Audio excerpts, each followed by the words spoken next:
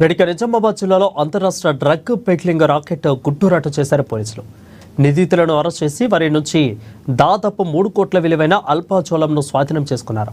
ప్రధాన నిందితుడు అమర్ సింగ్, బాబు బస్వరాజులలో chemical industry పేరిట అనుమతులు తీసుకుని ఆల్రాచోలం తయారు చేసి రవాణా చేస్తున్నారు.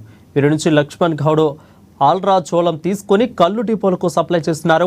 ఇక ఈ క్రమంలో బోధన మండలం సాలూర గ్రామంలో 2.5 కిలోల ఆల్రాచోలం డెలివరీ ఇస్తూ ఈ నెల 15/16న లక్ష్మణ్ గౌడ్ పోలీసులకు పట్టుపడ్డారు.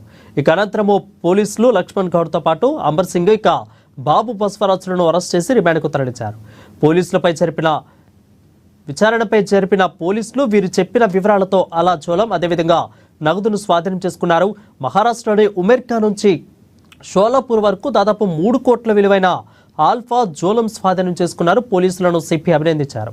ఇక మాదక ద్రవ్యాలను అరికట్టడంలో ప్రజలు భాగస్వాములు కావాలని సిపి పిలుపునిచ్చారు. ముందు వాళ్ళు జ్యుడిషియల్ కస్టడీ తీసుకుని మ్యానుఫ్యాక్చరింగ్ ప్లాంట్ కి వెళ్ళడం జరిగింది. అక్కడికి వెళ్ళి ఒక 30 కేజీల ఆల్ప్రోజోలం, దాని యొక్క వర్త్ 3 కోట్ల దాకా ఉంటుంది సుమారు దాని విలువ. అంత విలువ గల ఆల్ప్రోజోలం ని వాళ్ళు సీజ్ చేయడం జరిగింది. అది ఉమేగ్రా టు షోలాపూర్ నేషనల్ హైవే మధ్యలో ఒక ప్లాంట్ లో వాళ్ళు దాచిపెట్టడం జరిగింది. అట్లానే ఒక 12 లక్షల క్యాష్ కూడా సీజ్ చేశారు. తర్వాత ఏదైతే ఫ్యాక్టరీ ఉందో సూర్యప్రభ ఫార్మ్ కంపెనీ ఏదైతే ఉందో ఆ కంపెనీ యొక్క వర్త్ 4 కోట్లు, కానీ అల్ప్రోజోలం వాడుతున్నారు, మ్యానుఫ్యాక్చర్ చేస్తున్నారు అనే విషయం ద్వారా ఆ ఫ్యాక్టరీని కూడా సీజ్ చేయడం జరిగింది. ఆ 4 కోట్ల ఫ్యాక్టరీని కూడా సీజ్ చేశాం. తర్వాత ఫోర్డ్ కార్ A2 ఏదైతే ఈ డబ్బులతో కొన్నాడు అని డిక్లేర్ చేశాడో ఆ కార్ని కూడా సీజ్ చేయడం జరిగింది. సో ఈ ఒక మన ఇన్వెస్టిగేషన్ జస్ట్ వాళ్ళని అరెస్ట్ చేసి వదిలేయకుండా వాళ్ళ ఎట్లా మ్యానుఫ్యాక్చర్ చేస్తున్నారు, ఏ ప్రాసెస్ లో మ్యానుఫ్యాక్చర్ చేస్తున్నారు అనే దాంట్లో కూడా వెళ్ళడం జరిగింది.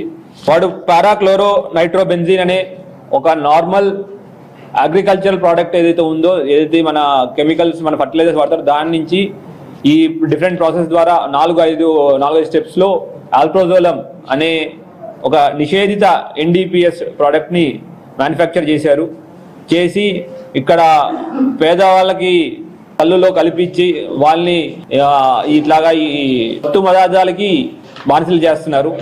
సో ఇటువంటి వారిని ఎట్టి పరిస్థితుల్లో మనం ఉపేక్షించేది ఉండదు. మన డ్రగ్ ఫ్రీ తెలంగాణ కోసం మన గవర్నమెంట్ చాలా కష్టపడతా ఉంది. పోలీసులు, టీనాబ్, డిఫరెంట్ వింగ్స్ చాలా